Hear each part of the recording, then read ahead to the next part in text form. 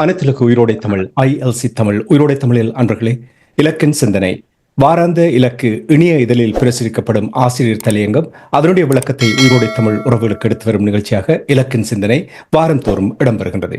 இந்த நிகழ்ச்சியில் எங்களோடு தமிழ் அறிஞர் மூத்த ஆய்வாளர் ஃபட்டிமா மாஸ்டர் அவர்களும் போரியல் ஆய்வாளர் அரசு அவர்களும் இணைந்து விளக்கத்தை தரும் நிகழ்ச்சியாக இடம்பெறுகின்றது.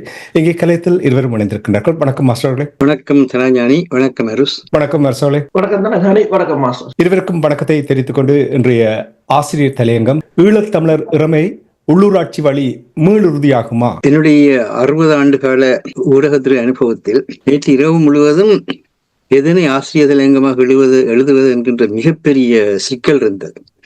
என்னன்னு சொன்னால் 62களில் நாங்கள் சிறுவர்களாக இருந்த பொழுது யாரை எங்கே வைப்பது என்று யாருக்கும் தெரியல. அது அண்டங்காக்கைக்கும் குயில்களுக்கும் பேதம் தெரியல என்று அருமையான பாட்டு வந்தது. அந்த பாட்டு தான் ஞாபகத்துக்கு வருகிறது. யாரை எங்கே வைப்பது என்று யாருக்கும் தெரியல. இந்த ஒவ்வொரு முறையும் தேர்தலை மையமா வச்ச அரசியலை நடத்துகிறவர்களாக ஈழத்தமிழ் அரசியல்வாதிகள் மாறிவிட்டார்கள். அந்த தேர்தல் நேரத்துல அவர்கள் அளிக்கிற வாக்குறுதிகள் தாராளமா அள்ளி கொட்டுவார்கள். தேர்தல் முடிஞ்சதோ, இந்த அம்புலிமாமால நாங்க சின்ன பிள்ளையார கேட்கல, கதைவாசி கேட்கல, ஒரு கதை போடுவாங்க. அந்த கதையில முடிவில் வந்து அந்த விக்ரமாதித்தன் கதை, அந்த கதையில முடிவில் வந்து பழையபடி வேதாளம் ஒருங்க மரத்துன்னு சொல்வார். அதே மாதிரி தேர்தல் முடிஞ்ச உடனே பழையபடி ஸ்ரீலங்காட்ட இருந்து எதை பெறலாம் என்றதை சிந்திக்க வழிகிட்டீங்கன்னா, அது அவர்களுடைய தனிப்பட்ட புகழை அல்ல தனிப்பட்ட வாழ்வை பலப்படுத்துகிற ஒன்றாக அமையுமே தவிர மக்களை மறந்து விடுவார். இந்த ஒரு அபாயம் இருக்கின்ற காரணத்தினாலதான் ஈழத்தமிழர் இறமை உள்ளூராட்சி வழி மீளுறுதியாகுமா என்கின்ற கேள்வியை இந்த நேரத்தில் முன்வைக்க வேண்டி இருக்கின்றது. ஏனென்றால் சமூக கொள்கையாகவோ அல்லது பொருளாதார திட்டமிடலோ அல்லது அரசியல் உறுதிப்பாடோ இல்லாத ஈழத்தமிழ் அரசியல்வாதிகள் வெற்றி பெற்ற தங்கள் கட்சிகளின் உறுப்பினர்களை இணைத்து ஈழத்தமிழர்களின் உள்ளூராட்சி அமைக்க முயற்சித்துக் கொண்டிருப்பது இவ்வாறத்து ஈழத்தமிழர் அரசியல் போக்காக உள்ளது. இந்த நேரத்தில் இவர்களின் நோக்கு கடந்த 16 ஆண்டுகளாக ஸ்ரீலங்கா அரசாங்கத்தை மையப்படுத்தி ஈழத்தமிழர் அரசியல் வாழ்வை வீணடித்து வருவது போலவே ஈழத்தமிழர் உள்ளூராட்சியையும் தங்கள் பதவியை நோக்காக கருதி ஸ்ரீலங்காவின் அரசியலில் தங்களை நிலைநிறுத்த முயன்று பாலடிக்கப் போகின்றார்களா என்பது இன்று இருக்கின்ற முக்கியமான கேள்வி. இன்றைக்கு ஈழத்துல எந்த பத்திரிகை எடுத்தாலும் தமிழரசு கட்சி மத்திய கட்சிகளோட வென்ற தனிப்பட்ட உறுப்பினர்களோட விதமாக ஆட்சி அமைக்க போகின்றார்கள் என்கின்றதுல நேரத்தை வீணடிக்கிறார்கள். அதே மாதிரி தமிழ் காங்கிரசும் அது தமிழ் தேசிய பேரவை கட்டியமைத்திருக்கின்ற ஒரு புதிய சூழல் கூட அந்த திசையில் அவர்கள் வேகமாக செயற்பட வேண்டிய தேவை இருக்கிறது. அதை மறந்து அவர்கள் திரும்பவும் வந்து பழையபடியே விதமாக வந்து தங்களுடைய செல்வாக்கை நிலைநிறுத்துவது என்கின்ற போக்கிலே சென்றார்கள் என்றால் அவர்களுக்கும் இந்த கதை தான் வரும். ஆகவே இந்த நேரத்தில் மிக முக்கியமான விஷயம் என்னென்றால் பாருங்க, சுவிட்சர்லாந்துல வந்து அமெரிக்காவுக்கும் சீனாவுக்கும் இடையிலான இந்த வர்த்தக போரை எப்படி எதிர்கொள்றது பற்றிய பேச்சுவார்த்தை நாளைக்கு தொடங்க இருக்கிறது. 80% வரியை தான் விதிக்க போறதாக ஒரு மறைமுகமாக ஒரு பந்தையும் ட்ரம்ப் வெளிவீசி இருக்கிறதா பார்க்கிறோம். அப்ப அங்க ஒரு உரையாடல் வழியாகத்தான் இந்த பிரச்சனையை தீர்க்க வேண்டியதாக இருக்கிறது. இதே மாதிரியாக உக்ரைன் போர் எடுத்தீங்கன்னு சொன்னா அமெரிக்கா அந்த உக்ரைனில் இருக்க கனிம வளத்தை தனதாக மாற்றுவதற்கான முயற்சியில வெற்றி பெற்றுச்சு. இப்ப அதை வந்து செலஸ்கி வந்து விழுந்தும் மீசையில மண்ணுட்டையில் என்ற கதையாக அது ஒரு பாதுகாப்பான ஒரு ஒப்பந்தம் என்று சொல்லி அமெரிக்காவோட உதவியை பெற வேண்டிய ஒரு நிலையில் இருப்பதை பார்க்கிறோம்.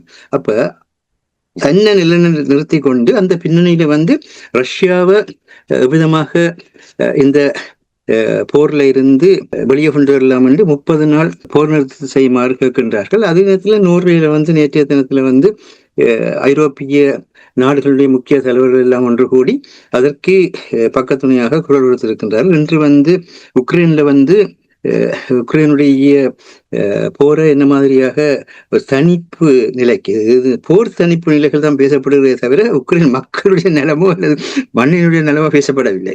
போர் தனிப்பு நிலைக்கு எப்படி கொண்டு வரலாம் என்ற பற்றி இன்றைக்கு அங்கு கூடி கதைக்கின்றார்கள். அதிகம் உரையாடலுக்குள்ள தான் போகிறது. இந்த நாடுகளில் அணு ஆயுதம் இருக்கிறது, ஆனால் அவர்கள் ஆயுதத்தை பயன்படுத்தி ஆயுதத்தால் நிலத்தையும் செய்வ நிலைக்கு போகவில்லை. அவர்கள் தங்களுடைய பொருளாதாரத்தை கட்டமைப்பதன் மூலமாகத்தான் அரசியல் பலத்தை பெறலாம் என்கின்ற மிக முக்கியமான தளத்தில் நின்று செயற்பட்டுக் கொண்டிருக்கின்றார்கள். இந்த விதமாக பார்க்கின்ற பொழுது இது மத்திய கிழக்கை நோக்கி இந்த வாரத்துல 13ஆம் தேதியிலிருந்து 16ஆம் தேதி மட்டும் ட்ரம்ப் நேரடியாகவே பயணிக்கிறார் என்று அங்க இருக்கிற சவுதி அரேபியா, எமிரேட்ஸ் மற்றது கட்டா போன்ற நாடுகளுக்கு சென்று தன்னை மத்திய கிழக்குல நிலநிறுத்தல் உண்டாக இருக்கிறது. அப்ப இதன் வழியாக அந்த கூட்டாண்மைகள் பங்காண்மைகள் என்பது உரையாடல்கள் கூட நிறுவப்படுகின்ற ஒரு முயற்சிக்கூடாக உலகம் சென்று கொண்டிருக்கிறத பார்க்கிறோம். அப்ப இந்த இதுகள் எல்லாம் இப்ப பிரித்தானியா இன்றைக்கு உக்ரைன்ல நடக்கிற மகாநாட்டுக்கு பிரித்தானியா தான் அடிப்படை தூண்டுதலாக இருந்தது. அந்த நேரத்துல ஸ்டான்ஃபோர்ட் விரும்பியவர்களின் கூட்டணி, யார் யார் ஒரு விஷயத்துல விருப்பமுள்ளவர்களாக இருக்கிறோம் அவர்களை ஒருங்கிணைச்ச ஒரு கூட்டணி. மற்ற விஷயங்கள் அவர்களுக்கு விருப்பம் இல்லாமல் இருக்கலாம், ஆனா விரும்பியவர்களும் கூட்டணின்னு சொல்லி எந்த விஷயத்துல இருக்கோ அதை நினைச்சு நாங்கள் இப்ப என்ன பிரச்சனை, ஐரோப்பா ஒரு தனியான ஒரு இராணுவ பலமாக மாறுவதை ட்ரம்ப் விரும்ப இல்லை. ஆனா அதே நேரத்தில் பிரித்தானியா ட்ரம்போட வர்த்தக உடன்படிக்கை செய்திருக்குது. அந்த வர்த்தக உடன்படிக்கை பற்றி கார்டியன்ல அவர்கள் ஆசிரியர்கள் மிக தெளிவாக எழுதினார்கள். இதுவரை பிரித்தானியா விருந்தாளி என்ற முறையில அமெரிக்காவோடு கொண்டிருந்த தொடர்பு மாறுபடுகிறது, அந்த வரலாற்று மாற்றத்தை குறிப்பிடுகிறார். உலகம் ஹாஸ்டேஜ் என்ற நிலையைத்தான் அமெரிக்காவும் பிரித்தானியாவும் தன்னுடைய பொருளாதார பங்களிப்புகளை செய்து வந்தன. ஆனால் இப்பொழுது பிரித்தானியா ஒரு நாடு, அமெரிக்கா ஒரு நாடு என்ற முறையிலே முதல் தடவையாக வர்த்தக உடன்படிக்கை கைச்சாத்திரப்படுகின்றது. வர்த்தக உடன்படிக்கை கைச்சாத்திரப்படுகின்ற பொழுது அந்த ரெண்டு நாட்டுக்கு இடையில இருக்கிற உள்ளாந்த தொடர்புகள் முடிவுக்கு இரண்டு நாளும் அந்த வர்த்தக உடன்படிக்கை கூடாக பலன் பெறக்கூடிய முறையைத்தான் அந்த வர்த்தக உடன்படிக்கைகள் கையெழுத்திடப்படும். இந்த வர்த்தக உடன்படிக்கை சுதந்திர வர்த்தக உடன்படிக்கையாக இந்தியாவோடையும் பிரித்தானியா செய்திருக்கின்றது. இந்தியாவோட பிரித்தானியா இந்த உடன்படிக்கை செய்ததற்கு பின்னர் தான் பாகிஸ்தான் மேலான இந்திய தாக்குதலும் வலுப்பெற்றிருக்கிறது. அங்க எடுத்தீங்கன்னா அங்க இதே பிரச்சனை. அங்க பாகிஸ்தானும் இந்தியாவும் இந்திய துணைக்கண்டத்தினுடைய இரு முக்கியமான நாடுகள். ஆனா இந்த இரு நாடுகளும் தங்களுக்குள் இருக்கின்ற பிரச்சனைகளை ஒரு உரையாடல் மூலமாக தீர்த்து கொள்ள முடியாமல் சுதந்திரம் பெற்ற நாளிலிருந்து இன்று வரையும் இந்திய துணைக்கண்டத்துடைய மக்களுக்கு மிகப்பெரிய சிக்கலான நிலையை உருவாக்கி கொண்டிருக்கின்றார்கள். இப்பொழுது கூட்டு மொத்தமாக பார்க்கின்ற பொழுது தெற்காசியாவுடைய பலம் இழக்கப்பட்டுக் கொண்டிருக்கிறது. மக்களுடைய உள்ளக தன்னாட்சி உரிமை என்ற அடிப்படையில் இந்திய துணைக்கண்டத்தில் இருக்கிறவர்கள், நாங்கள் தான் இந்திய துணைக்கண்டத்தில் இருக்கிறோம், நிலத்தை பொறுத்த மட்டும். அப்ப இந்திய துணைக்கண்டத்தில் இருக்கிறவர் ஒருவருக்கொருவர் தங்களுடைய நகர்வுகளையோ அல்லது பொருட்களுடைய நகர்வுகளையோ செய்து சுதந்திரமாக வாழ்கின்ற தன்மை எல்லாம் முறியடிக்கப்பட்டுக் கொண்டிருக்கிறது. ஆனால் இங்கு இரண்டு அரசாங்கங்களும் ஒன்றில் மதத்தின் பேரால ஒரு அரசியலை கட்டமைக்க பார்க்கின்றார்கள், இல்லது ஒரு வெறித்தன்மைய அரசியலை உருவாக்கி அந்த வெறித்தன்மையில நாங்கள் வெல்றோம் நீங்கள் வெல்றோம்னு சொல்லி தேர்தலில் வெற்றி பெறுவதற்கான முறையில் செயற்பட்டுக் கொண்டிருக்கின்றார்கள் தவிர ஒரு துணைக்கண்டத்தினுடைய பலத்தை அளித்துக் கொண்டிருக்கிறார்கள், துணைக்கண்டத்துடைய வளத்தை அளித்துக் கொண்டிருக்கிறார்கள். துணைக்கண்டம் இப்பொழுது குளோபல் சவுத் என்ற ஒரு நிலை வந்தது. சீனாவினுடைய எழுச்சிக்கு பின்னர் உலக தெற்கு என்ற ஒரு மிகப்பெரிய ஒரு கட்டமைப்பில் உருவாகலாம் என்ற ஒரு நிலை இருந்தது. ஆனால் இந்த யுத்தத்தை தொடங்கியதன் மூலமாக அந்த குளோபல் சவுத்ன்றது மிகப்பெரிய கேள்விக்குறிக்குள்ளாயிருக்கின்றது. இப்ப திரும்ப நாடுகள் தனியே தங்களுடைய நிலையில் நின்று இது எங்களுடைய மண், இது எங்களுடையது என்ற அந்த போக்கில் ட்ரம்ப் அதற்கான ட்ரம்பட்டை ஊதினார். ட்ரம்பட்டை ஊதினார் என்றால் பொருத்தமா இருக்கும். சொன்னா அவர் அந்த முதலாவது செயல்படுத்த அமெரிக்காவுக்குரியது என்று சொல்லி அங்கே இருக்கிற குடிமக்களை கூட வெளியேற்றுகின்ற ஒரு தன்மையை பார்த்தோம். இதே மாதிரி தான் இப்பொழுது ஒவ்வொரு நாடும் தன்னுடையது என்று செயல்பட தொடங்குகின்ற பொழுது அந்த தன்னுடையது என்ற பேர்ல அரசாங்கங்கள் தான் தன்னுடைய என்ற தன்மையை தோற்றுவிக்கின்றனே தவிர மக்களுக்கு அது இருக்கிறதா என்ற கேள்விக்குறியான விஷயம். ஆனால் அரசாங்கங்கள் தங்களுடைய அந்த ஆட்சி அதிகாரத்தை இறுக்கப்படுத்துவதற்கும் மக்கள் மேல் மேலாண்மையை வெளிப்படுத்துவதற்கும் இது எங்களுடையது என்ற ஒரு எண்ணத்தை உருவாக்குகின்றார்கள்.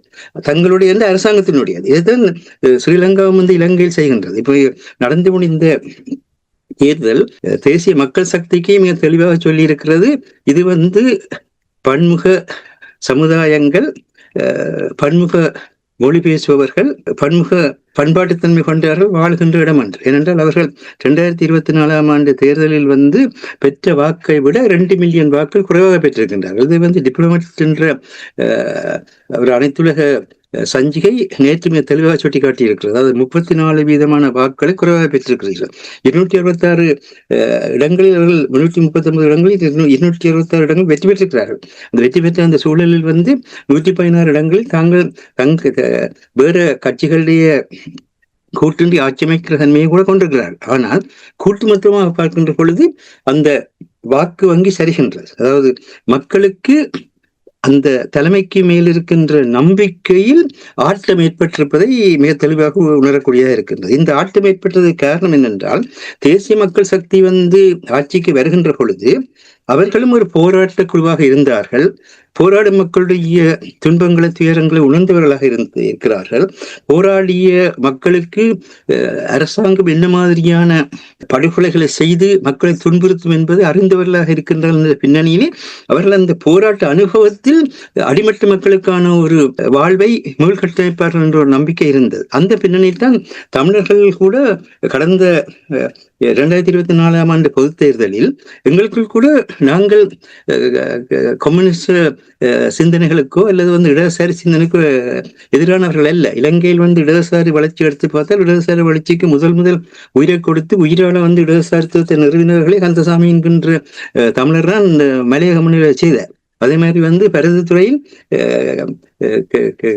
கம்யூனிஸ்ட் கட்சி வெற்றி பெற்ற வரலாறு கூட இருக்கிறது. ஆகவே எங்களுக்குள்ளும் சாதாரண மக்களுடைய, வறுமைப்பட்ட மக்களுடைய, ஒடுக்கப்பட்ட மக்களுடைய வாழ்வை மேம்படுத்த வேண்டும் என்ற சிந்தனை நிறைய இருக்கின்ற காரணத்தினால்தான் அத்தகைய ஒரு மரபில் வருபவர்கள் ஒரு சிங்கள பௌத்த பேரினவாத அரசுக்கு கீழ் இதுவரை செயற்பட்டு கொண்டிருந்தாலும் கூட அப்படியாக அவர்கள் ஆட்சிக்கு வருகின்ற பொழுது சில நிகழ்ச்சிகளை ஏற்படுத்துவார்களா? அவர்கள் சொல்லிய மாதிரி அந்த மாற்றம் என்பது புதிதாக அமையுமா?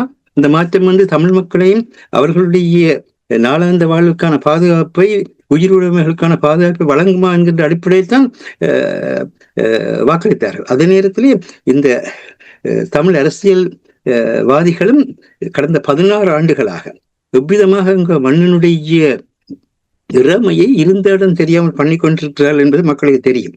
இறமை மட்டுமல்ல, இறமை இழக்கப்பட்டதுன்னு சொன்னால் மண்ணின் மேலான உரிமை மறுக்கப்படும். மண்ணில் மேலான உரிமை மறுக்கப்பட்டால் மண்ணில் வாழ்ற தன்மை மறுக்கப்படும். மண்ணில் வாழ்ற தன்மை மறுக்கப்பட்டால் நாளாந்த வாழ்வு மறுக்கப்படும். அந்த நாளாந்த வாழ்வு மறுக்கப்படுகின்ற தன்மையினத்தான் இளம் சமுதாயம் அந்த மண்ணிலே வாழ முடியாமல் வெளியேறிக் கொண்டிருக்கின்ற காட்சிகளையும், இருக்கின்ற இளம் சமுதாயம் கூட தன்னுடைய போதை பழக்கத்துக்குள் உள்ளாகி தனக்கான தற்காலிகமான ஒரு மகிழ்நிலையை தோற்றுவிக்கிற தன்மையில் போவதும் இந்திய திரைப்பட உலகத்தின், இந்திய திரைசையினுடைய பின்னணியிலேயே செயற்பட்டு கொண்டிருப்பதையெல்லாம் பார்க்கிறோம். இதற்கெல்லாம் காரணம் என்னன்னு சொன்னா, உள்ளூராட்சி சரியான முறையில் கட்டமைக்கப்படாததான் காரணம். ஆனபடினாலதான் இந்த ஆசிரியர் தலையங்கத்தில் நாங்கள் கூறுவது என்னவென்னு சொன்னால், இதே மே மாதம் 17ஆம் தேதி 2009ஆம் ஆண்டுதான் ஈழத்தமிழர்களுடைய உயிருக்கும் உடைமைகளுக்கும் நாளாந்த வாழ்வுக்கும் பாதுகாப்பாக அமைந்திருந்த நடைமுறை அரசு ஸ்ரீலங்காவாலும் ஸ்ரீலங்காவுடைய நேசப்படைகள் என்று சொல்லப்பட்ட பிராந்திய உலக வல்லாண்மைகளாலும் ஒருங்கிணைந்து ஒரு 2021ஆம் நூற்றாண்டின் மிகப்பெரிய இனப்படுகொலை மூலமாக ஒடுக்கப்பட்டது.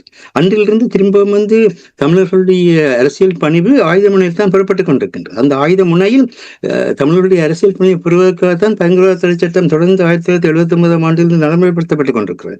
அதனை மாற்றுவோம் சொன்ன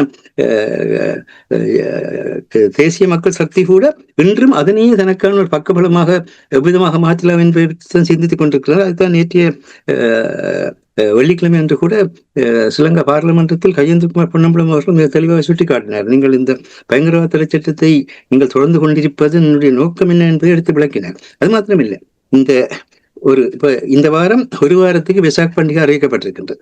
வெசாக் பண்டிகை புத்தருடைய பரிநிர்வாண நிலையை கொண்டாடுகின்ற ஒரு மிகப்பெரிய உலகளாவிய ஒரு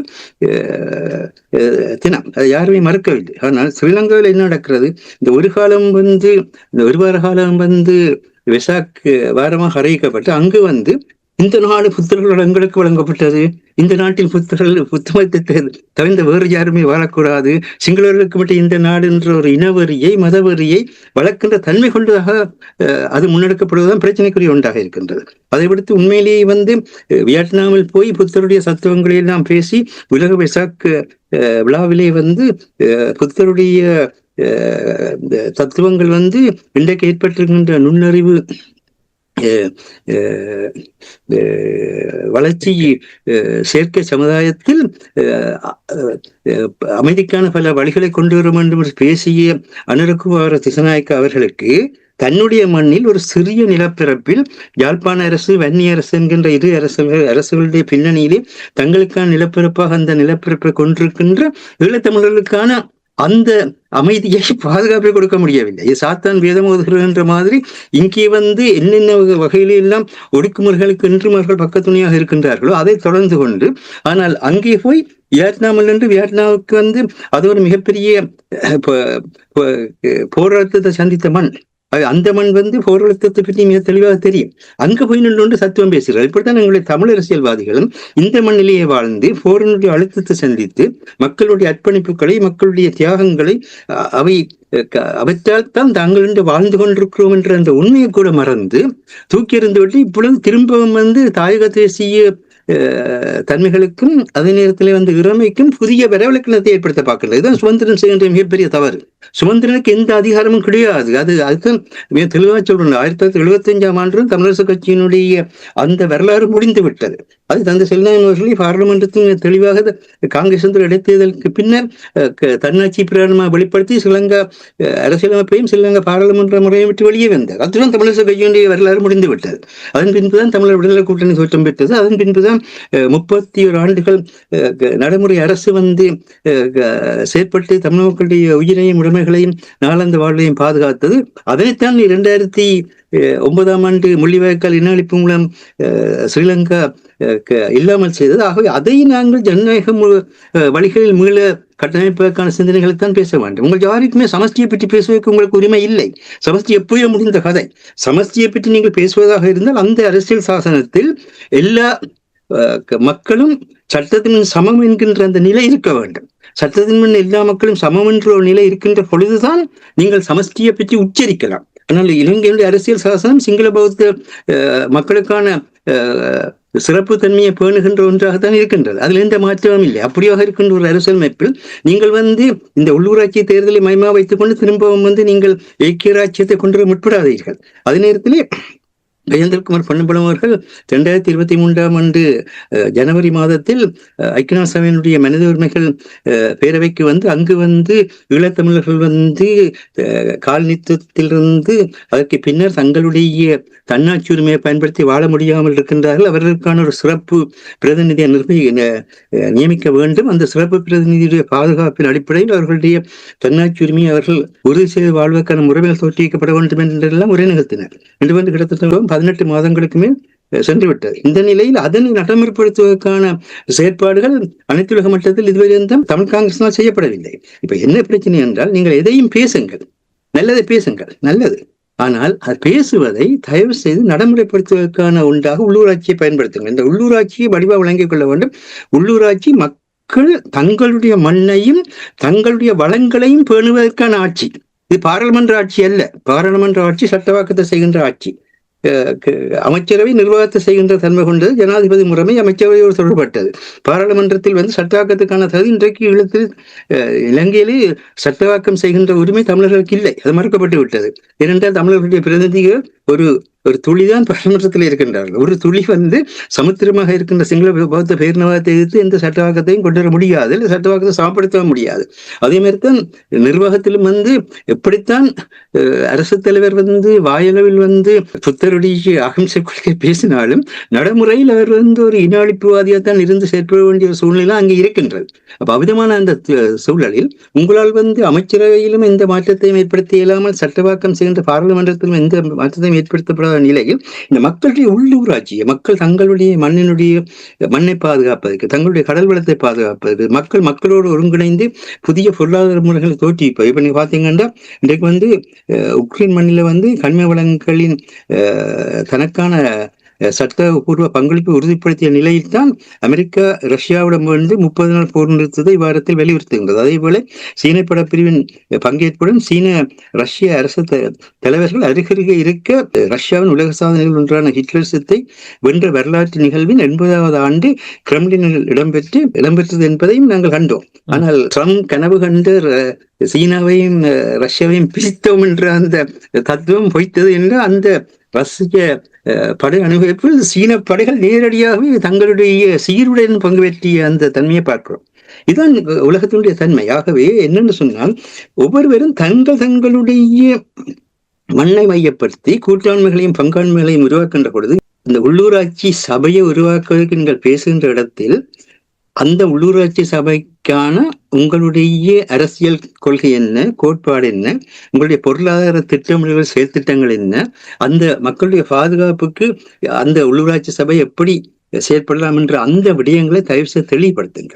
அது தெளிவுபடுத்தாமைக்கு ஒரு சமூக கொள்கை உருவாக்கம் இல்லாமல் சமூகத்தை பற்றி பேசாதீர்கள், பொருளாதார திட்டமிடல் இல்லாமல் பொருளாதாரத்தை பற்றி பேசாதீர்கள். அதே மாதிரி அரசியலில் அந்த மக்களால் எடுக்கப்பட்ட மக்கள் ஆணை என்று சொல்கின்ற மக்களுடைய தன்னாட்சி உரிமையை நிலப்படுத்துகின்றதுக்கு ஜனநாயகத்தை பயன்படுத்துவதாக உங்களுக்கு தரப்பட்டிருக்கிறதை ஒழிய நீங்கள் நினைத்த மாதிரி எல்லாம் மக்கள் சார்பாக முடிவெடுப்பதற்கு வரலாறு உங்களுக்கு இடந்திர மாட்டாது, மக்களும் இடந்திர மாட்டாது. விதமாக நீங்க செய்வீர்களா இருந்தால் இப்பொழுது மாகாண சபை தேர்தல் எப்படி கேட்க தோன்றிவிட்டார்கள். ஏன்னா இது ஒரு சங்கிலி தொடர் மாதிரி. உள்ளூராட்சி தேர்தல், மாகாண சபை தேர்தல், பாராளுமன்ற தேர்தல், அரசு தலைவர் தேர்தல், இதை விளையாடி கொண்டிருக்கோம். அப்படியே அதிலிருந்து மண்ணையும் மக்களையும் மற்றவர்கள் அப்படியே தங்களுக்குள் உள்ளாய்கொண்டு போகின்றார் என்பதை இந்த ஆசிரியங்க சுட்டிக்காட்டி ஈழத்தமிழ் இறைமை உள்ளூராட்சி வழி முழுறுதியாகுமா இல்லையா என்பதுதான் இன்றைக்கு இருக்கின்ற கேள்வி என்பதை வலியுறுத்துகின்றது. நன்றி மாஸ்டர். கூறும் பொழுது இந்த பொறுப்பு கூற வேண்டும் என்று நீங்கள் கூறும் பொழுது இதைத்தான் இங்கே உயிரோடை தமிழிலும் இலக்கிலும் நாங்கள் கடந்த 4-5 ஆண்டுகளாக வலியுறுத்தி கொண்டு ஒரு பொறிமுறை இருக்க வேண்டும். பொறுப்பு கூறுவதற்கு பொறிமுறை இருக்க வேண்டும், ஃப்ரேம்வொர்க் இருக்க வேண்டும், மெக்கானிசம் இருக்க வேண்டும், வழிவரவு இருக்க வேண்டும், செயல் திட்டம் இருக்க வேண்டும். இப்படி செயல்படுத்த போன்றோம் என்ற அந்த சரியான வழி இல்லாவிட்டால் இந்த நிலைமையை தொடர்ந்து கொண்டேதான் இருக்க போகிறது. இனி அதே நேரத்தில் நீங்கள் ஜேவிபி தொடர்பாக கூறும் பொழுது அந்த ஒரு காயையும் அவர்கள் பயன்படுத்தினார்கள் தேர்தல் காலத்தில். அதாவது நாங்களும் போராடியவர்கள் தான், நாங்களும் இழந்தவர்கள் தான், எங்களையும் ஒரு பயங்கரவாத அமைப்பாக பார்த்தார்கள் என்ற விடயங்களை அவர்கள் தேர்தல் வரும் காலங்களில் அப்பொழுதெல்லாம் குறிப்பாக தமிழர்கள் ஜேவிபிக்கு ஆதரவு வழங்குகின்ற தமிழர்கள் அதை பல இடங்களில் பயன்படுத்தியது. மஹிந்த ராஜபக்ச 1983ஆம் ஆண்டு இனஅழிப்பு நடந்த பொழுது ஈழத்தமிழர்களுடைய மனித உரிமைக்காக குரல் கொடுத்துத்தான் கழுத்துல சோப்பு துண்டையும் போட்டார். பிறகு அதே சோப்பு துண்டால தான் ஈழத்தமிழருடைய கழுத்தையும் உருக்கினார் என்பது வரலாறு. இதே நேரத்தில் கூறியிருந்தார்கள், எனக்கு உறுதிப்படுத்த முடியவில்லை. பிரச்சார பணிகள் நடந்து கொண்டிருந்த பொழுது தாயக பாடல்களையும் அங்கே பரப்புரைக்கு பயன்படுத்தினார்கள் என்ற ஒரு குற்றச்சாட்டு வந்திருந்தது. அதை எனக்கு உறுதிப்படுத்த முடியவில்லை. நன்றி மாஸ்டர். அரசுகளை கூட வருகின்றேன். இலங்கை தீவை பொறுத்த மட்டில் கடந்த ஆண்டு நடந்த தேர்தல், அரசு தலைவருக்கான தேர்தல், நாடாளுமன்ற பொது தேர்தல், இவை எல்லாமே அதிர்ச்சியும் ஆச்சரியத்தையும் இலங்கை தீவில் ஏற்படுத்தியது. அனுரகுமார திசாநாயக்காவுடைய ஜேவிபி, தேசிய மக்கள் சக்தி என்று இப்பொழுது அழைக்கின்றார்கள், ஜேவிபி அணியினர் பாரிய வெற்றியை பெற்றார்கள். இப்பொழுது மாஸ்டர் கூறியிருந்தார் 2 மில்லியன் வாக்கு குறுகிய மாதங்களுக்கு இழந்திருக்கிறார்கள். அப்படி என்றால் நிச்சயமாக சிங்கள மக்கள் அவருடைய உண்மை நிலையை புரிந்து கொண்டார்கள் என்பதால் உண்மை. ஆனால் இந்த உள்ளூராட்சி தேர்தலின் பொழுது நிறைய பரப்புரைகளை செய்து கொண்டு வந்தார்கள். எங்களுக்கு வாக்கு போட்டால் தான் உங்களுக்கு நிதி வழங்கப்படும் என்றதை கூட மிரட்டலாக தெற்கிலங்கையில் கூட அதை கூறியதாக நீங்களும் சுட்டிக்காட்டியிருக்கிறீர்கள். என்னுடைய கேள்வி என்னவென்றால், இந்த நடந்து முடிந்த உள்ளூராட்சி சபை தேர்தல் தமிழர் தரப்பை பொறுத்த மட்டில் வடக்கு கிழக்கு எடுத்தீர்கள் என்றால் யாருமே ஆட்சி அமைக்க முடியாத ஒரு நிலைமை இருக்கின்றது. தொங்கு உள்ளூராட்சி சபை அமைக்கின்ற ஒரு நிலைமை தான் இருக்கின்றது. இந்த நிலை சரியான காலகட்டத்தில் வந்திருக்கின்றதா? நீங்கள் தமிழ் அரசியல்வாதிகளுடைய நிலைப்பாட்டை வெளிப்படுத்துவதற்கு மாஸ்டருடைய தலையங்கத்தோடு ஒப்பிட்டு பார்த்தால் ஈழத்தமிழர் இறைமையை உள்ளூராட்சி வழியாக மீள் உறுதி செய்வதற்கு இது ஒரு சரியான சந்தர்ப்பம் வந்திருக்கின்றது. இதை தவற விட்டார்கள் என்றால் தமிழ் மக்கள் இந்த அரசியல்வாதிகளை, குறிப்பாக உங்களுக்கு தெரியும் தமிழரசு கட்சி, புதுசாக உருவாக்கப்பட்ட கூட்டணி, சங்கு, இவர்களை மக்கள் எந்த காலத்திலும் ஏற்றுக்கொள்வார்களா? முதலில் நீங்கள் இவர்கள் இந்த நிலையை எவ்வாறு கையாள வேண்டும் என்றதையும் கூறுங்கள். உண்மையில் தமிழர் தரப்பை பொறுத்தவரையில் ஏதோ ஒரு வகையில் ஒருங்கிணைவை மேற்கொண்டு, உங்களுக்கு தெரியும் இந்த நாடாளுமன்ற தேர்தலுக்கு பிற்பாடு ஒரு பெரிய ஒரு மாற்றம் ஏற்பட்டது. அதை ILC என்ற அங்கத்தை நிருபரும் சுட்டிக்காட்டியிருந்தார். அதன் பிற்பாடு அந்த கட்சிகளிடம் ஒரு மிகப்பெரிய மாற்றம். அந்த மாற்றம் தான் இந்த முறை தமிழர் தேசத்தை காப்பாற்றி இருக்கின்றது. உண்மையில் இவர்களுக்கு இடையிலான ஒரு மாற்றம், அந்த ஒரு சிறிய மாற்றம் இருந்தாலும் முற்றுமுழுதாக தமிழ் மக்கள் அதற்கான ஆணையை வழங்கவில்லை என்றுதான் தெரிகின்றது. இப்ப AVP-யை பொறுத்தவரையில் அது NPP கட்சி இரண்டாவதாக வந்ததும் ஏனென்று சொன்னால் எங்களிடம் ஒரு தெளிவற்ற தன்மை இருக்கிறதும் ஒரு காரணம். இப்ப பாத்தீங்கன்னு சொன்னால் அரசு தலைவர் தேர்தலில் என்ன சொல்கிறார்கள், சஜித்துக்கு வாக்களியுங்கள் அல்லது ரணிலுக்கு வாக்களியுங்கள் என்று ஒரு சிங்களவரை கைகாட்டிவிட்டு நாடாளுமன்ற தேர்தலில் தமிழர்களை கைகாட்டினால், ஏன் சிங்களவர்களை நீங்கள் முதல் கைகாட்டினீர்கள் என்றால் அவர் நல்லது செய்வார், அன்றுகுமாருக்கு வாக்களியுங்கள் என்று எல்லாம் இருக்கின்றது, அவர் நல்லது செய்வார். ஏன் தமிழர்களுக்கு பிறகு நாடாளுமன்ற தேர்தலில் கையை காட்டுகிறீர்கள் என்று சொன்னால் தமிழர்கள் அவர்களுடன் பேசுவார்கள். தமிழர்கள் என்ன யோசிப்பார்கள் என்று சொன்னால் தமிழர்கள் ஒரு இடைத்தரகராகத்தான் இருக்கிறார்கள். அப்ப ஏன் நாங்கள் இடைத்தரகருக்கு வாக்களிக்க வேண்டும், நேரடியாக அவர்களுக்கு வாக்களித்தால் என்ன என்று அப்ப மக்களை குழப்பியதையா என்றதான் ஒரு பிரச்சனை. அப்ப நாங்கள் அரசு தலைவர் தேர்தலில் இருந்து இதை மீள சரி செய்ய வேண்டிய ஒரு கட்டாயத்துக்கு இருக்கின்றோம். இப்ப அண்மையில் கூட நான் கூறியிருந்தேன், கனடாவிலிருந்து ஒரு ஆப்பிரிக்க இனத்தவர், அவர் ஒரு ஊடகவியலாளர், அவர் இன்னொருடன் பேசும்போது கூறியிருந்தார், அப்ப உங்களோட நாட்டில எப்ப அரசு தலைவர் நிறைவேற்று அதிகாரம் கொண்ட அரசு தலைவர் வந்ததோ அப்பவே உங்களோட நாடு ராணுவ ஆட்சிக்கு போட்டது உங்களுக்கு தெரியுமோ, ஆக மிலிட்டரி யூனிஃபார்ம் தான் அவர் போடையிலே. ஏன்னா பாதுகாப்பு அமைச்சரும் அவர்றான், நிதி அமைச்சரும் அவர்றான், நீதி அமைச்சரும் அவர்றான். நீதி எவ்வாறு இலங்கையில் இருக்கிறது என்ற எல்லோருக்கும் தெரியும். தமிழர்களுக்கு எவ்வாறான ஒரு நீதி இருக்கிறது, சிங்களவர்களுக்கு எவ்வாறான ஒரு நீதி இருக்கிறது. மிர்சுவில் படுகொலை அதை திருப்பி கதைக்க தேவையில்லை. ரத்நாயக்காவை எவ்வாறு ட்ரீட் பண்ணுகிறார்கள், எந்த வழக்கும் இல்லாத அரசியல் தமிழ் கைதிகளை எவ்வாறு ட்ரீட் பண்ணுகிறார்கள் என்பதை எல்லோரும் உலகம் அறிந்தது ஒன்று. அப்ப இதை இப்பயும் பாத்தீங்கன்றதால எங்கட கட்சிகள் இன்எஃபெக்டிவ் என்று சொல்லலாம். பாருங்கள், நேற்று பாகிஸ்தானுக்கும் இந்தியாவுக்கும் போர் இடம்பெற்றுக் கொண்டிருக்கிற சமயத்துல IMF கூடுகிறது, பாகிஸ்தானுக்கான அடுத்த நிதி உதவியை வழங்குகிறது. இந்தியாவின் வெளிவிவகார செயலாளர் விக்ரம் மிஸ்ரி அவர் கூறுகிறார், இப்ப IMF கொடுக்காதீங்க நிதியை. இந்த தமிழ் கட்சிகளில் யாராவது, அல்லது தமிழ் அமைப்பில் யாராவது GSP பிளஸ் வரிச்சலை கொடுக்காதீங்க கூறினீர்கள். இந்தியா ஒரு ஜனநாயக நாடு, ஜனநாயக நாடே பெரிய நாடு கூறுகிறது. நீங்க யாரும் கேட்ட சொல்லுங்கள், நீங்கள் செய்திகள் நாங்கள் செய்கிறோம் என்று சொல்லுங்க. அப்ப இவ்வாறான எந்த விதமான தெளிவற்ற தன்மைகளும் இருக்கு. ஒரு தடவைகள் சிங்களவரை கை காட்டுகிறீர்கள் வாக்கை போட சொல்லி, இன்னொரு தேர்தல் வந்தோம் தமிழர்களை கையாக காட்டுகிறீர்கள். இந்த சிக்கல்களை களைவதற்குத்தான் பொது வேட்பாளர் என்று கொண்டு வரப்பட்டது. சரி, பலத்தை மறைப்போம், நாங்கள் புதிதாக எழுவோம் என்றுதான் கொண்டு வரப்பட்டது. அதில் சொதப்பினார்கள். அதை சிங்களவர்கள் பொது வேட்பாளரை எதிர்த்ததை விட இந்த தமிழ் கட்சிகள் எதிர்த்ததுதான் மிக அதிகம்.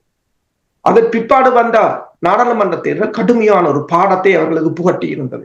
ஒரு சிலர் மயிரிழையில் தப்பி பிழைத்திருந்தார்கள், ஒரு சிலர். இப்போ இரண்டாவது சந்தர்ப்பம், மாஸ்டர் கூறியது போல் ஆசிரியர்களுக்கு இன்னொரு சந்தர்ப்பத்தை மக்கள் வழங்கி இருக்கிறார்கள். உங்களில் ஒரு மாற்றம் இருக்கின்றது என்பதற்காக வழங்கி இருக்கிறார்கள் மக்கள். அப்ப நீங்கள் அந்த மாற்றத்தை வலுவாக உணர்ந்து மீண்டும், அதாவது நீங்கள் அரசியலை எங்கு செய்யுங்கள் என்று சொன்னால் அனைத்துலக மட்டத்தில் அரசியலை செய்யுங்கள், எதிரியுடன் அரசியலை செய்யுங்கள், ஸ்ரீலங்கா அரசுடன் அரசியலை செய்யுங்கள். உங்கள் மக்களுக்கு அரசியலை செய்யாது, உங்கள் மக்களுக்கு பணியை செய்யுங்கள். நீங்கள் எவ்வாறு கூறிக்கொண்டிருக்கின்ற நேரத்தில் இப்ப நீங்கள் ஏன் பொது வேட்பாளர் நிறுத்திய அந்த விடயங்களை எல்லாம் நீங்கள் சுட்டிக்காட்டும் பொழுது, இப்ப நான் ஆரம்பத்தில் கூறினேன், தொங்கு உள்ளூராட்சி சபை அமைக்கின்ற நிலைமை வந்திருக்கின்றது. தமிழரசு கட்சி நீங்கள் இப்பொழுது கூறினீர்கள், பொது தேர்தலின் ஜனாதிபதி தேர்தலின் பொழுது சிங்களவருக்கு வாக்களியுங்கள் என்று அவர்கள் சுட்டிக்காட்டினார்கள். அதே தமிழரசு கட்சி இப்பொழுது ஜேவிபியுடன், NPP கட்சியுடன் கூட்டாக ஆட்சி அமைப்பதற்கான பேச்சுவார்த்தையில் ஈடுபட்டிருந்தார்கள். அவர்கள் உங்களை நாங்கள் ஏற்க மாட்டோம் என்று ஜேவிபியினர் துரத்தி விட்டார்கள் என்று செய்திகள் வருகிறது. அப்படினால் என்னென்று கூற முடியும்? இவர்களிடம் ஒரு சரியான திட்டம் இருக்கிறது, சரியான வழிகாட்டல் இருக்குது. இவர்களால் ஒரு தகுதி இருக்கிறதா தமிழ் தரப்பினை கையாளுவதற்கு? உண்மைதான். இப்பதான் நான் கூறினேன், அரசு தலைவர் நீங்கள் சொன்னது போல அரசு தலைவர் தேர்தலில் நீங்கள் சிங்களவருக்கு வாக்களிக்க சொல்லுகிறீர்கள், நாடாளுமன்ற தேர்தலில் தமிழர்களுக்கு வாக்களிக்க சொல்கிறீர்கள். ஏன் அப்ப தமிழர்கள் என்று கேட்டால் தமிழர்கள் அவர்களுடன் போய் பேசுவார்கள் என்றீர்கள். அப்ப மக்கள் யோசிக்கிறார்களே, நாங்களே நேரடியாக அவர்களை தெரிவு செய்து அவர்களுடன் பேசினால் என்ன என்று மக்கள் யோசிப்பதில் தவறில்லை. இப்ப பாருங்கள், இப்ப தமிழரசு கட்சி ஆட்சி அமைப்பதற்கு ஜேவிபிக்கு உடன் கூட்டு வைக்கும் என்று சொன்னால் அந்த தமிழரசு கட்சிக்கு வாக்களிச்சவங்க என்ன யோசிப்பாங்க? நாங்கள் பேசாமல் ஜேவிபிக்கே வாக்களிச்சிருப்பாங்க யோசிப்பாங்க. அப்ப இந்த சிக்கலும் வந்திருக்காது, அவங்களும் நல்லா இருந்திருப்பாங்க என்றுதான் யோசிச்சிருப்பாங்க. உங்கள்கிட்ட எந்த விதமான கொள்கையும் இல்ல.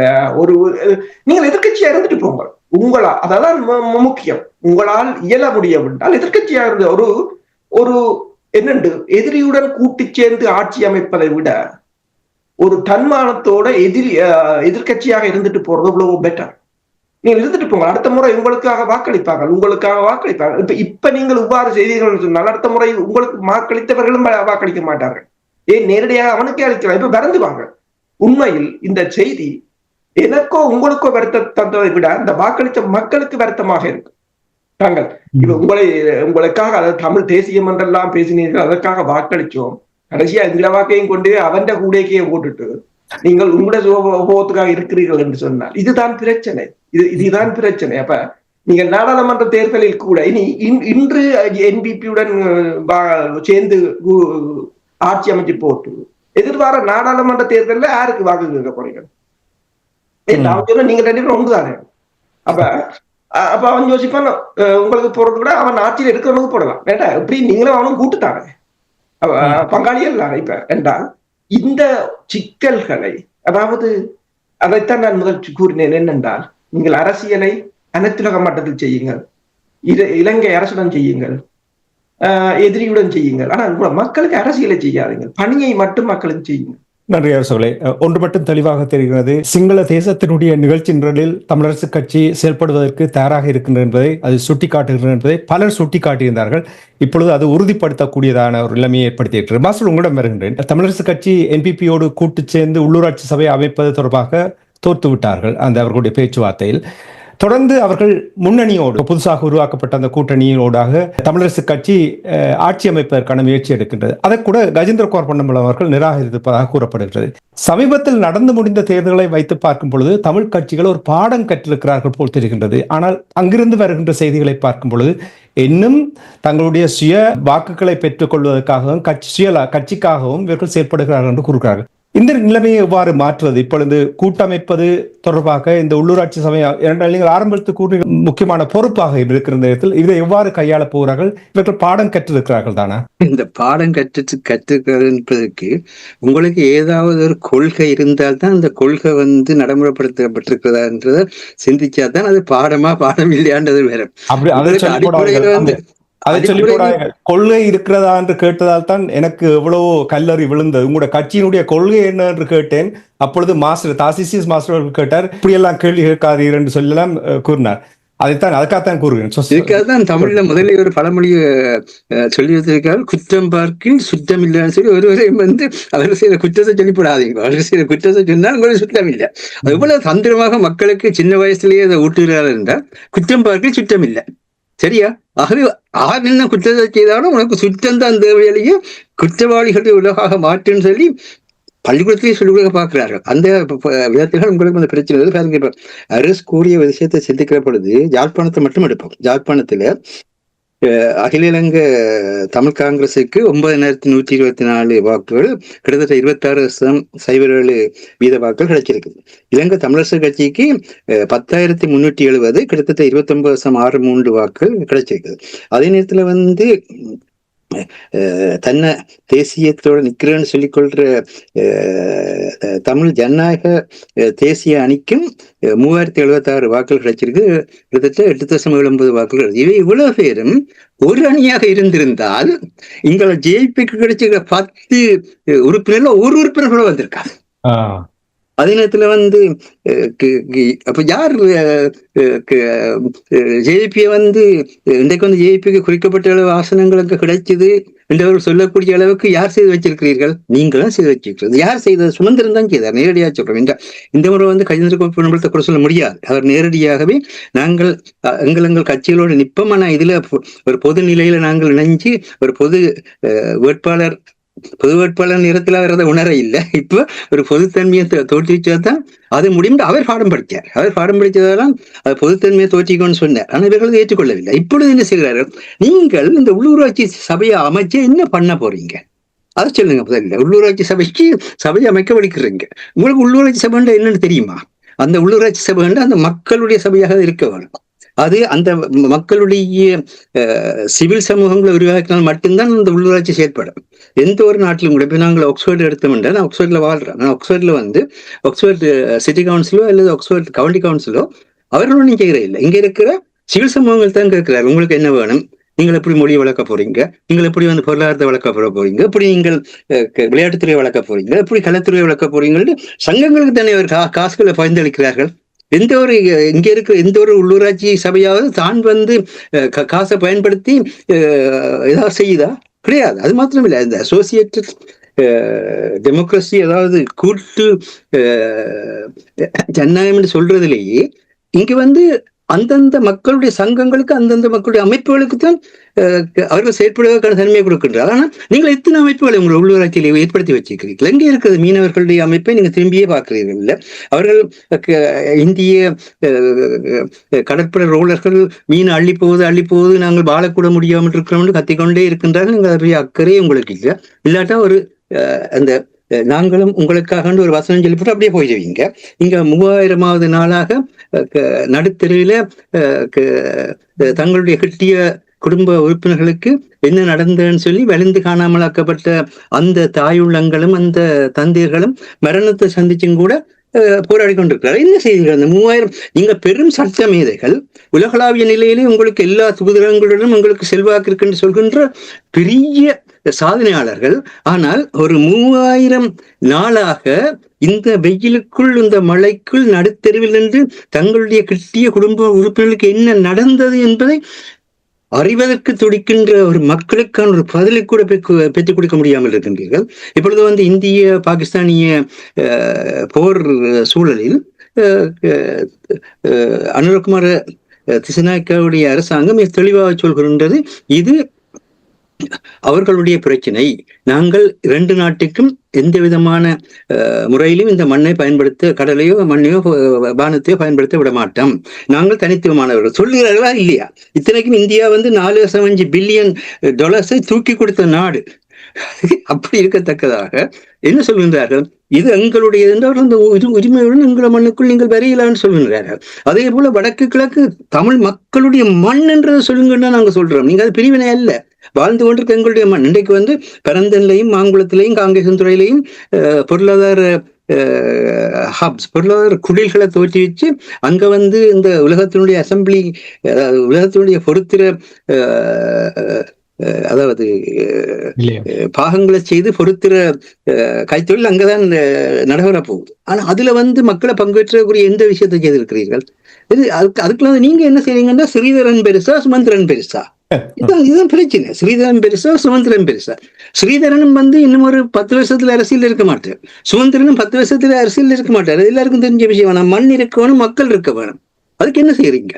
இதுதான் கேட்பாங்க. இது முடிஞ்சோன்னா என்ன நடக்க போகுது? கிளிநொச்சியில் வந்து ஸ்ரீதரனுடைய ஆதரவாளர்கள் தான் அங்கு வந்து வெற்றி பெற்றார்கள், சுதந்திரன் வெளியேறோன்னு சொல்வார்கள். அவர் வந்து நான் தான் செயலாளராக வந்ததுனால இது தமிழரசு கட்சியுடைய வெற்றின்னு கொண்டாட பார்ப்பார். ஆனால் பிரச்சனை என்னன்னு சொன்னால், இது தமிழரசு கட்சி கழித்த வெற்றி அல்ல, காங்கிரஸ் கழித்த வெற்றி அல்ல, அல்லது வந்து தேசிய ஜனநாயக முன்னணிக்கு, தமிழ் தேசிய ஜனநாயக முன்னணிக்கு அளித்த வெற்றி அல்ல. மக்கள் சிங்கள கட்சி, அதுவும் வந்து எங்களை இனஅழிப்பு செய்த கட்சி, இங்கு உங்களுடைய தவறுதனால் பாராளுமன்ற பிரதிநிதித்துவத்தை சிலரை பெற்றுவிட்டார்கள். அது நடைபெறக்கூடாது என்பதற்காக செயற்பட்ட தன்மை என்பதை மறந்துவிடக்கூடாது என்பதை சுட்டி காட்டுறோம். நீங்கள் இப்ப தமிழரசு கட்சி வெற்றி பெறவில்லை என்று நீங்கள் கூறுகிறீர்கள். ஆனால் சுமந்திரன் தொடர்பாக கூறினீர்கள், அது பலர் சுட்டிக்காட்டியிருந்தார்கள். நிரந்தர தீர்வு என்கின்றதற்காக தமிழ் மக்கள் வடக்கு கிழக்கில் வாக்களித்திருக்கிறார்கள் என்று சாணக்கியன் கூறியிருக்கின்றார். அப்படி என்றால் அவர்கள் சரியாகத்தானே பயணிப்பது? அப்படி என்றால் 77ஆம் ஆண்டு அளிக்கப்பட்ட அந்த குடியேப்பத்தை சாணக்கியனே சதிகாரனாக நின்று மாற்றுகிறார் என்பதுதான் கருத்து. 77ஆம் ஆண்டு அளிக்கப்பட்ட அந்த குடியேப்ப முடிவு இதுவரை யாராலும் மாற்றப்பட முடியாத ஒன்று. அப்படி அவர் மாற்றம் பெறுவதாக இருந்தால் மீளவும் சுதந்திரமான தேர்தல் மூலம் படைகள் எல்லாம் அகன்று நின்று மக்களை வாக்களிக்க விட்டு சர்வதேச கண்காணிப்புல நடைபெற வேண்டிய ஒரு செயலாளராக மாற்ற முடியும். அது தேவையும் இல்லை. சொன்னா நீங்கள் எப்படித்தான் என்னதான் சொன்னாலும் கூட அவர்கள் வடக்கு கிழக்கை தனியாகத்தான் பார்க்க போகிறார்கள். எந்த ஒரு சிங்களவர் இருந்தாலும் வடக்கு கிழக்கை தன்னுடையதாக பார்த்தது கிடையாது. எப்படித்தான் நீங்க சொன்னாலும் கூட வடக்கு கிழக்குக்கு போய்களை இன்னொரு நாட்டுக்குள்ள வர்ற மாதிரி தான் அவர்கள் ஃபீல் பண்ணுகின்றார்கள். அப்படி ஒரு உணர்வு இருக்கிறது. ஆகவே தயவு செய்து நீங்க உங்களுடைய மண்ணையும் மக்களையும், இதுக்கு மிக முக்கியமான விஷயத்தை நாங்கள் கடைசியாக கூறி முடிச்சிருந்தோம். என்னன்னு சொன்னால், இந்த சிவில் சமூகத்தை தயவு செய்து கட்டி எழுப்புங்க. அந்த சிவில் சமூகம் தான் விளையாட்டுத்துறை ஒரு சமூகமாக வர வேண்டும். அங்க ஒரு சிவில் அமைப்பு ஏற்பட வேண்டும். மீன்பிடித்துறை ஒரு சமூகம் வர வேண்டும். அங்கு ஒரு சிவில் அமைப்பு ஏற்பட வேண்டும். விவசாயம் ஒரு சிவில் அமைப்பாக வர வேண்டும். கலைஞர்கள் ஒன்றிணைஞ்சு ஒரு சிவில் அமைப்பாக வர வேண்டும். சமையல் கலையில வல்லவர்கள் ஒருங்கிணைஞ்சு ஒரு சிவில் அமைப்பாக வர வேண்டும். இங்க கூட பெற்றோர்கள் பிள்ளைகளை வளர்ப்பது கூட இங்க உங்களுக்கு வடிவா தெரியும். இங்க டொட்லர், அதாவது கைக்குழந்தைகளுடைய அணிக சங்கங்கள் உருவாக்கப்படுத்தான் அதன் மூலமாக வளர்க்கின்றார்கள். அப்ப இந்த அறிவிப்பு பரவலாக்கப்படுவதற்கும் அமைப்பு தேவை, பொருளாதாரம் பரவலாக்கப்படுவதற்கும் அமைப்பு தேவை, உலகளாவிய நிலையில இணைந்து செயல்படுறதுக்கும் அமைப்பு தேவை. அப்படியான ஒன்றை நீங்க அனுமதிச்சுங்கன்றால் தான் உள்ளூர் ஆட்சியில உள்ளூர் ஆட்சியை உயிர்ப்பீங்க. மக்கள் எப்படி வாழ விரும்புகிறார்கள். தயவு செய்து இந்த சமயத்துக்கு, மொழிக்கு, நிறத்துக்கு, பிரதேசத்துக்கு முக்கியத்துவம் கொடுக்கறது சற்று குறையுங்கள். அந்த மக்களுடைய மொழி அடக்குமுறைக்கு உள்ளாக மொழிக்காக போராட வேண்டும். அதில் எந்த விதமான இரண்டாவது பேச்சுக்கும் இடமில்லை. ஒருவருடைய சமய சுதந்திரம் மறக்கப்படுகின்ற பொழுது அவர் அதுக்காக போராட வேண்டும். அது மனித உரிமை சம்பந்தப்பட்ட விஷயம் அது. ஆனால் இங்கே மக்களுடைய தன்மை என்னென்றால் அவர்களுடைய வாழ்வியல் சம்பந்தப்பட்டது. அவர்களுடைய வாழ்வை கட்டமைப்பதற்கான சேவையில் தான் உலகத்தில் இருக்கிற தமிழ் மக்களுடைய பலங்கூட அது ஈழநாடு பத்திரிகை தெளிவாகவே எழுதியிருந்தது. அதாவது உலகத்தில் இருக்கின்ற புலம்பெயர் தமிழர்கள் இந்த ஈழத்தமிழ் மக்களுக்கான ஒரு பாதுகாப்பரணாக, ஒரு அரசியல் சுவராக அமைவார்கள் என்று எதிர்பார்க்கப்பட்ட தோல்வி அடைஞ்சிட்டு தான் கூட எழுதியிருந்தார். அதான் உண்மை. என்னன்னு சொன்னால், இங்கு முதல்ல இங்கிருப்பவர்கள் எங்களால் ஒரு கட்டமைப்புகள் கொண்டு செய்ய முடியாமல் இருக்கிறது. சரி, அங்கத்தையும் பிரச்சனை விடும். அங்க உங்களுக்கு ஆளு அழுத்தம் இருக்கிறது. 6ஆம் பிரிவுக்குள்ள அரசியல் எப்படி 6 சட்டங்களை தடுக்கிறது எல்லாம் வசனம் பேசுவீர்கள். அது இருக்கட்டும். ஆனா அதுக்கு எப்படி நீங்களாம் சட்டத்திறனிகள், அதுக்கு அம்பிடாதவாறு, அதுக்கு அகப்படாதவாறு எப்படி அதை பேச வேண்டும் உங்களுக்கு தெரியும். ஆனால் பேச மாட்டீர்கள். அதை விடுங்கள். ஆனால் இங்க எடுங்கள். புலத்தில் என்ன செய்யறான்? புலத்தில் என்ன செய்யறோம்? ஒவ்வொரு முறையும் அங்க 44 6வது ஒருவருக்கு ஆதரவு அளிக்கிறது என்ற பின்னணியில இந்த சமுதாயம் செயற்படுத்தி கொண்டிருக்கிறதே தவிர, புலத்துல ஈழத்தமிழர்களுடைய பொருளாதாரத்துக்கான ஒரு பொது கட்டமைப்பு இருக்கிறதா? ஈழத்தமிழர்களுடைய சமூக கொள்கை இதுதான் என்று கூறக்கூடிய ஒரு பொது இருக்கிறது. இன்னைக்கு நேத்தியான் இது காலக்கதிர் பத்திரிகையில் என்ன மாதிரியாக சாதிய தன்மை இன்றும் கூட விதமாக தமிழர்களுடைய அரசியல் உரிமைகள் உட்பட, பொருளாதார உரிமைகள் உட்பட எல்லாத்தையும் மறுக்கின்றன. அப்படியான நிலையில் சமூக விடுதலைக்கான ஒரு தன்மையும் இல்லாத நிலை இருக்கின்ற பற்றி ஒரு கட்டுரை வந்திருக்கிறது. ஆகவே உங்களுடைய சமூகம், உங்களுடைய பொருளாதாரம், உங்களுடைய அரசியல், உங்களுடைய ஆன்மீகம், இன்றைக்கு உலகத்தில் திருத்தந்தை 14வது லிகோரி அவர்கள் தேர்ந்தெடுக்கப்பட்டவுடன் உலகம் முழுவதும் ஏனவருக்கு ஒரு முக்கியத்துவம் கொடுக்கிறது. ஏனென்றால் கத்தோலிக்க திருச்சபை உலகத்தில் இருக்கின்ற எல்லா மக்களினதும் நாளாந்த வாழ்வை பராமரிக்கிறதுக்கான ஒரு பாதுகாப்பாக இருக்க வேண்டும் என்று உலகம் எதிர்பார்க்கிறது. அதுபோல சொன்னார்கள், அமெரிக்கா சார்ந்த ஒருவர் திருத்தந்தையாக வந்திருப்பது அமெரிக்காவினுடைய மேலாதிக்கத்தை வெளிப்படுத்துமா என்ற கேள்வியோடு எழுப்பினார்கள். அது திருத்தந்தைகள் அப்படி செய்ய மாட்டார்கள் என்று தெரியும். என்று அவர் பெருநாட்டில் தான் தன்னுடைய 20 ஆண்டு கால வாழ்வை செலவழித்தது மட்டுமல்ல, பெருநாட்டினுடைய குடியுரிமையும் பெற்றார். ஆகவே அவர் வாழ்ந்த சூழ்நிலையில் அவருக்கு இருக்கிற பிரச்சனைகள் தெரியும். அவர் மிக தெளிவாக கூறியிருக்கின்றார், இந்த உங்களுடைய மகிழ்ச்சிக்காக, உங்களுடைய விருப்புகளுக்காக, உங்களுடைய தன்னலங்களுக்காக மக்களை மறந்து செயற்படாதீர்கள், இதான் இந்திய சிக்கலாக இருக்கின்றவர்கள் கூடியிருக்கிறார். ஏன் அப்படி சொல்லுகின்றார்கள்?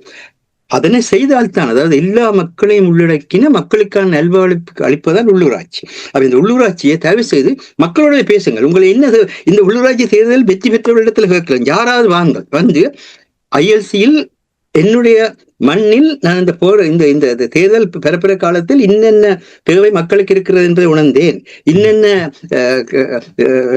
தன்மைகளை மக்கள் செய்யும்படி கேட்டார் என்று யாராவது வந்து நாளைக்கு சொல்வீர்களா இருந்தால் அவன் தலையை முட்டி அடிப்பேன்.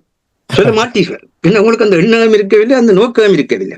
எப்படி அவர்களுடைய வாக்கை கவர்ந்து அவர்களை ஏமாற்றுவது, மயக்குவது. வரவேற்கிறேன்.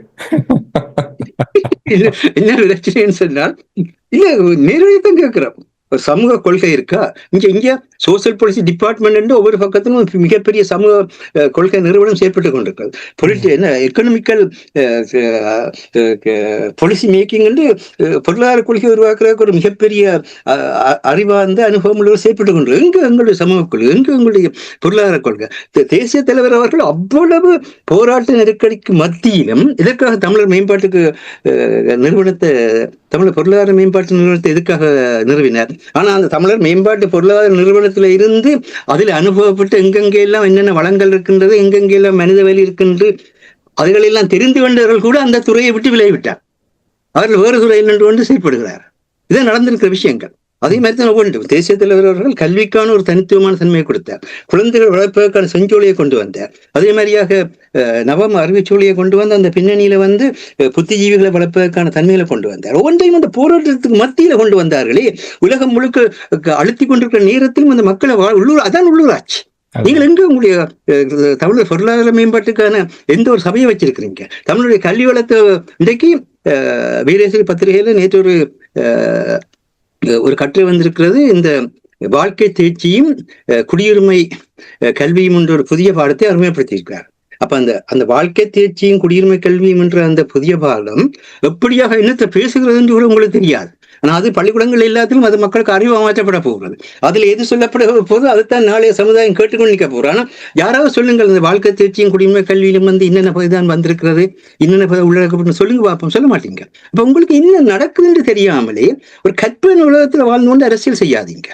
நாங்க வெளிநாட்டில் இருக்கிறோம், அதாவது எங்களுக்கு நேரடியாக பங்கு பெற்ற முடியாம இருக்கின்றது துக்ககரமான ஒன்றுதான், இல்லைன்னு நாங்க சொல்லவில்லை. ஆனா அப்படியான எத்தனையோ இளைஞர்கள் பங்கு பெற்றார்கள். உங்களுக்கு தெரியும், அரசுக்கு தெரியும். ஒவ்வொரு நாளும் எத்தனை இளைஞர்கள் அடிச்சு வெளிநாடுகளில் இருக்கிற இளைஞர்கள் கூட இந்த ILC 15வது ஆண்டு விழாவில் கூட வந்தவர்கள் எல்லாரும் நாங்கள் எல்லாரும் ஒருங்கிணைந்து ஏதாவது செய்ய வேண்டும் என்று தான் கேட்டார்.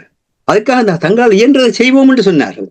ஆனால் செய்வதற்கான அந்த சுதந்திரத்தை, செய்வதற்கான அந்த பலத்தை எல்லாரும் ஒருங்கிணைந்து அனுப்பீர்கள் என்ற ஒரு பலம் பொருந்திய ஊடகமாக ILC முந்தைய IBC தேசிய ஊடகமாக இருந்த நிலைக்கு மாற முடியும். அந்த தேசிய ஊடகத்தை பொருட்படுத்தி நடத்தினர் தான் மேடையில நின்றார். அந்த தேசிய ஊடகத்துல பங்கெடுத்த நாங்கள் தான் அங்க நின்றோம், வேறு யாரும் நிற்கவில்லை. அப்ப உங்களுக்கு உங்களுடைய ஆளணி அங்கே இருக்கின்றது. ஆனால் நீங்கள் இந்த ஆளணியை செயற்பட நிலையில் வைத்திருக்கிறீர்கள். அந்த ஆளணி செயற்படும் இருந்தால் இன்றைக்கு ILC-லேயோ இலக்கிலேயோ வேலை செய்து கொண்டிருக்கிற எவராவது தமிழ் தேசிய விடுதலை போராட்ட காலத்தில் பங்களிக்காதவர்களாக இருந்தால் வேற விஷயம். அவ்வளவு பேரும் பங்களித்தவர்கள், அத்தனை பேருக்கும் தெரியும் என்ன பிரச்சனை என்று. ஆனால் அந்த பங்களிப்பு கூட ஒரு மிகப்பெரிய ஒரு தேசிய ஊடகத்தை உருவாக்க முடியாத நிலை இருக்கின்றது. அருள்மொழித்தேவன் அவர்கள் அன்றைக்கு அங்கு வந்ததற்கு பின்னர் ஒரு சிறிய தன்னுடைய அன்பளிப்பை தந்து ஒரு முக்கியமான ஒரு வேண்டுகோளை விடுத்தார். இந்த இலக்கு ILC சார்பாக இந்த தமிழ் மொழி, தமிழ் இலக்கியம் சார்ந்த நூல்களை வெளியிடுவதற்கான ஒரு வெளியீட்டு பிரிவை தொடங்குங்கள் என்று. அது நாங்கள் பேசியிருக்கின்றோம், அதை பற்றி பின்னர் சொல்கின்றோம். ஆனால் ஒரு முக்கியமான விடயம் ஏனென்றால், மாசத்துக்கு ஒரு புத்தகப்படி ஒரு தமிழ் மொழி, தமிழ் இலக்கியம் பற்றிய எங்களுடைய பண்பாட்டை பற்றிய நூல்கள் நாங்கள் வெளியிட தொடங்குமா இருந்தால் அதுவே எவ்வளவு பெரிய பலமாக மாறும். இப்படி எத்தனையோ விடயங்கள். ஆகவே இதை மக்களிடம் விடுங்கள். உள்ளூராட்சியில் தயவு செய்து வென்ற இடங்கள்ல போய் மக்களுக்கு இடையில தேசிய தலைவர் அவர்கள் ஒவ்வொரு நகரத்திலையும் கிராமத்திலையும் எதற்காக வேண்டி கருத்து கணிப்பு பெட்டிகள் அமைத்து உங்களை கருத்தை கொண்டு வந்து அதுக்குள்ள போடுங்கள் ஏன் செய்தார்? ஏன் ஒரு அரசியல் கட்சியை தோற்றிருக்கிற அதான் முறையென்று ஏன் வெளிப்படுத்தினர்? ஆனா இந்த அரசியல் கட்சியில் நீங்களே செய்கிறீர்களா? இதான் இன்றைக்கு இருக்கின்ற கேள்வி. நன்றி மாஸ்டர். நாங்கள் நிகழ்ச்சியை கொண்டு வர வேண்டும். அரசு நிறைவாக உங்களிடம் அரசு தலைவருக்கான தேர்தல் நடந்த பொழுது தமிழரசு கட்சி சிங்களவரை கையை காட்டி அவருக்கு வாக்கு போடுங்கள் என்று கூறினார்கள். தமிழ் தேசிய மக்கள் முன்னணி தமிழ் வேட்பாளரை முற்றுமுழுதாக நிராகரிக்க சொல்லி பிரச்சார பணியில் ஈடுபட்டார்கள். அதனைத் தொடர்ந்து நாடாளுமன்ற தேர்தல் நடைபெற்றது. வரலாறு காணாத வகையில் வடக்கு கிழக்கில் ஜேவிபி நாடாளுமன்ற உறுப்பினர்களை தெரிவு செய்தார்கள் தமிழர்கள். இனி இப்பொழுது நடந்து முடிந்திருக்கின்ற உள்ளூராட்சி சபை தேர்தலை எடுத்து பார்த்தீர்கள் என்றால் தொங்கு உள்ளூராட்சி சபை அமைப்புக்கான ஒரு நிலைமை தான் ஏற்பட்டிருக்கிறது. இனி இருக்கின்றது ஒரே ஒரு தேர்தல் தான், அது மாகாண சபை தேர்தல். அதற்கு இனி இப்ப போட்டி போட தொடங்க போகிறார்கள். தமிழ் மக்கள் எவ்வாறு இவர்களுக்கு அழுத்தத்தை கொடுத்து திட்டமிடலை உருவாக்கி என்றால் வருகின்ற செய்திகளை பார்க்கும் பொழுது அனுரகுமார திசாநாயக்கா அவசரப்பட்டு இந்த மாகாண சபை தேர்தலை வைப்பதற்கு அவர் தயாராக இல்லை போல் இருக்கிறார். அவருக்கு ஏற்பட்டிருக்கின்ற 2 மில்லியன் பின்னடைவு அப்படி என்றால் கொஞ்சம் தாமதிக்க போகின்றது. ஆனால் தமிழரை பொறுத்த மட்டும் ஒரு நல்ல ஒரு விடயமாக நான் பார்க்கின்றால் திட்டமிடுவதற்கான நேரமாக வருகின்றது. இதை எவ்வாறு கையாளலாம், இதை கையாளுவதற்கு எவ்வாறு மக்கள் அழுத்தத்தை பிரயோகிக்கலாம் என்ற விடயத்தை கூறுங்கள். ஒன்று, நாங்கள் முதலும் பேசியிருந்தோம். அதாவது ஒரு தேர்தல் நடைபெறுவதற்கு 5 நாளைக்கு முதல் தான் நித்திரையால் எழும்புவது, உடனே கூட்டங்களை போடுவது, அதிலும் கூடுதலான கூட்டங்கள் எங்கு போடுவது என்று சொன்னால் ஜூம் வழியை தான் போடுவது. அதில் எல்லாருக்கும் அந்த வசதி இருக்குமோ தெரியாது, அது அடித்தட்டு மக்களை சென்றடையுமோ தெரியாது. பேருந்து கூடி கரைச்சு அதுல ஏதாவது ஒரு கொஞ்சம் சொச்ச வாட்கை எடுத்து விட்டு அதை நியாயப்படுத்தி கொண்டு அப்படியே அமர்ந்து போய்விடுவது. பிறகு அடுத்த தேர்தல் வரும் வரையிலும் ஆக்களை காணவே கிடையாது. அதற்கு அடுத்த தேர்தலுக்கு பிறகு தான் பிரச்சனைகளை ஓடி போய் மக்களிடம் நிற்பது. அதுவரையிலும் மக்கள் என்ன செய்தார்கள், எவ்வளவு துன்பப்படுறார்கள், அவர்களுக்கு என்னென்ன பிரச்சனை இருக்கின்றது, இந்த அனைத்துலக பிரச்சனைகளில் எங்கள் மக்களுக்குரிய பிரச்சனைகள் என்ன, பங்களிப்புகள் என்ன, எதுவும் கண்ணுக்கு தெரிவதில்லை. அதுதான் பிரச்சனை. இப்ப ஜிஎஸ்பி பிளஸ் வரிச்சலை வருகிறதோ அல்லது மீனவர் மீனவர் தொடர்பான பிரச்சனை வருகிறதோ, மீனவர்களின் வாழ்வாதாரம் என்ன மாதிரி இருக்கிறது, ஏன் மக்கள் எல்லாரும் தொழில்கள் இல்லாத வெளிநாடுகளுக்கு செல்கிறார்கள், எந்த விதமான பிரச்சனையும் இல்லை. ஒரு இந்திய வல்லரசான இந்தியாவே தண்ணியை நிப்பாட்டுகின்றது, அல்லது வல்லரசு என்று சொல்ற ஜனநாயக நாடு தண்ணியை நிப்பாட்டுகின்றது, IMF நிதியை கொடுக்க வேண்டாம் என்று சொல்கின்றது. ஆனால் நாங்கள் ஒரு இனப்படுகொலைக்கு சந்தித்த நாங்கள், அவரோட இனப்படுகொலையாளி. ஆனால் இது தொடர்பாக எதுவும் இல்லை. அப்ப கட்சிகளும் இதுதான், இங்க இருக்கிற அமைப்புகளும் இதுதான். இப்ப மாகாண சபை தேர்தலுக்கு நீங்கள் என்ன செய்ய வேண்டும் என்று சொன்னால் இப்ப இருந்தே பணியை ஆரம்பிக்க வேண்டும். அடுத்தது சிவில் அமைப்புகளை நல்லபடியா சிவில் அமைப்புகளுக்கு மட்டும் கூறுவேன், நெடுக குற்றம் சாட்டார்கள். ஒரு தடவை குற்றம் சாட்டலாம், 2வது வருஷம் சாட்டலாம், 3வது வருஷம் சாட்டலாம், 15 வருஷம் சாட்டுறீங்களா? அப்ப நீங்களும் ஒண்ணும் செய்யலைன்னு அர்த்தம். நீங்கள் மாற்றி இருக்கணும்.